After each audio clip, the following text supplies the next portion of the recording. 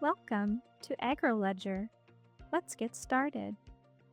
If you've already created an account, click Log In. To create a new account, click Sign Up. Fill in your information, then scroll to the bottom of the page and click Sign Up.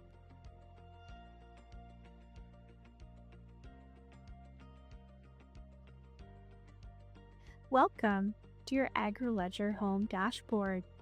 At the top of your screen, you can find tabs to manage your sheep, reports, and holdings, including your premises, operations, and vehicles.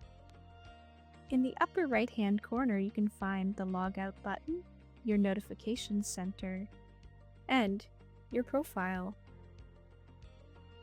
You can also access your profile by scrolling down on the page to the My Profile section.